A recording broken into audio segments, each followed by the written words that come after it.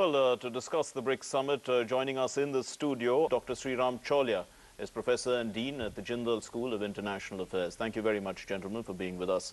Dr. Chaulia, so given that, this is really the rest and the emergence of the rest, leadership change has taken place in India. We have, and new leaders bring new ideas to the table. We saw that last year around, it was Xi Jinping's first visit to BRICS. But even then, BRICS is still an emerging organization. It's only had 5 summits. This is the 6th summit. So what do you think? I mean, in terms of shaping the agenda for the future, what do you think a new leader can bring to the table? New leader like Prime Minister Modi will, of course, signature style is to propose new ideas. And I think given his penchant for economic diplomacy, I am sure he will try to come up with some new phrase or coin, some new concept or the other that will then take a life of its own. Even the previous administration, remember, was the one which had proposed the development bank. So, right. And since then it has taken life. So it's satisfying for the grouping as a whole to see that fresh ideas coming from leaders, and these leaders are also, remember, fairly strong leaders with massive domestic mandates behind them, and have consolidated power in many ways. Sure. So I think they can also deliver, because sometimes at plurilateral, multilateral settings, there's a gap between your commitment and what you can actually deliver, because back home people are pulling your legs. I think Mr. Modi is much stronger now, and he can take the agenda forward. I think India will be taken much more seriously now than before because of the Prime Minister and because of his mandate. And I think he is now in a position to be able to, fructify some of his, ideas, sure, and to make them, to sell them in a way that will be acceptable to the rest of the grouping. Dr. Chaulia, if we come to the outcomes of this meeting between the Prime Minister and the Chinese President, one is that the Prime Minister has been invited to APEC, and well, I mean, in terms of looking at the new dynamics in the global world order, India is now participating in more and more groupings. That's one way of looking at it. And also the Prime Minister did focus on the key issues, which are that the boundary question. He said that, let's see that no problems exist with the boundary, and we should sort this problem out. And he also asked for a new route for the Kailash Mansarovar Yatra. So these are the things that he really spoke about. Yeah, I think APEC invitation is significant. It just shows that, we have, in fact, APEC in a way is a outdated concept, because we are talking about the Indo-Pacific rather than the Asia-Pacific. So India being included in a regional grouping of which it is geographically not really a part of, I think it means that it's an acknowledgement that we are important.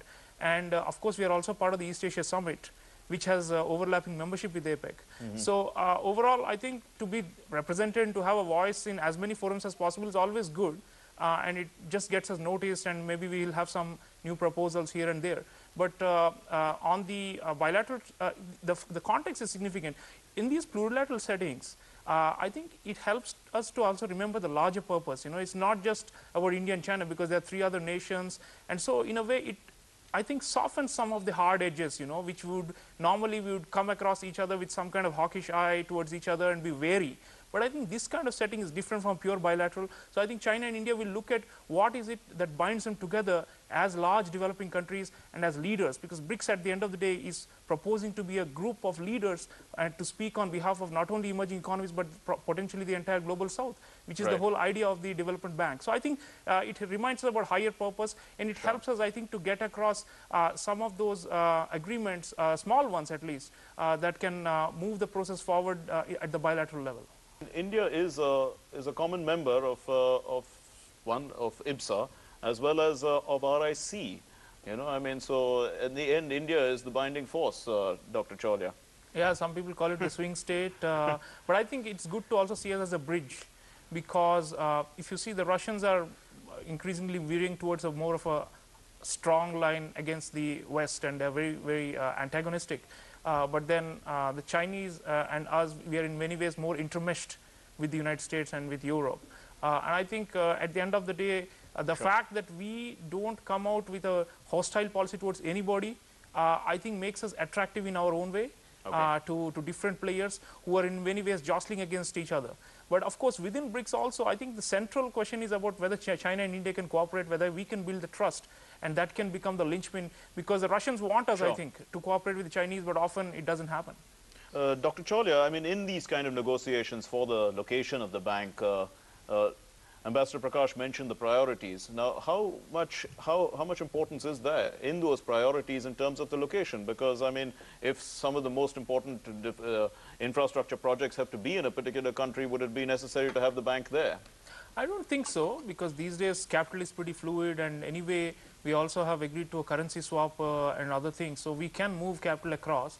But in terms of, I think, the symbolism and as well as the legacy, I mean, think about it. Washington consensus comes out of the fact that World Bank and IMF are headquartered in Washington. Right. You know, so do we want a Shanghai consensus? Sure. I think we will be a little uncomfortable with that in India.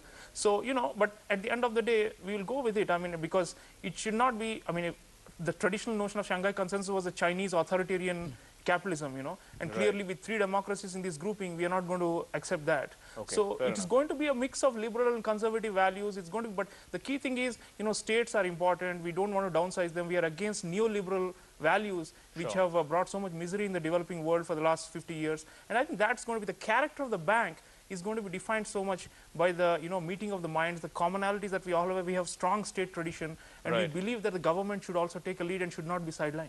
Ambassador Prakash, this contingency reserve arrangement, how different is it from the bank, and what is the role? Here, this is a stabilization fund, a currency stabilization fund, is this? Yes, it's actually for contingencies, as the name suggests. And where suggests. will it be? I mean, it's part of the bank, or I think all the countries, South Africa a little less, but all the other countries have fairly comfortable foreign exchange reserves. Right. So if there is a contingency reserve arrangement of 100 billion, then our countries pledge that, let's say, 20 billion or 10 billion will be made available. At but that these point are, of time. but you know, these money, all our foreign exchange money in dollars is parked in different ways, with you know, with the US bonds or with you know, in different kinds of funds all over the world. But this would be available, and if a particular country gets into a difficulty, a liquidity difficulty in terms of foreign exchange, then it can draw upon this reserve.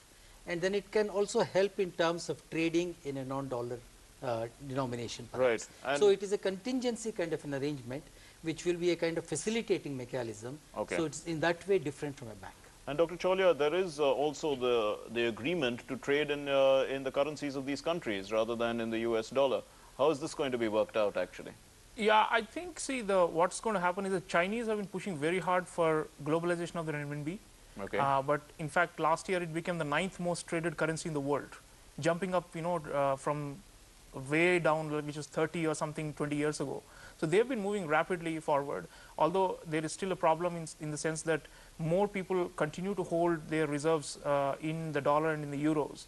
But I think it is good for us to wall ourselves from the you know, volatility attached to global energy prices, which is linked to the dollar. I think in a way we are going to be creating a kind of a buffer which will protect us, because in the past the emerging economies, including BRICS, have suffered by attaching themselves too close and trading too excessively in the dollar. We are running short of time. So, and Dr. Chaulia, this pooling of resources and greater South-South cooperation, is it changing the post-2015 global agenda, and will it be influencing the UN in a bigger way?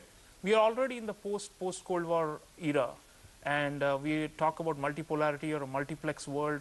There is still interdependence with the West among all of us, but at the same time, we are not, you know, BRICS is a manifestation of an aspiration of the downtrodden of the world.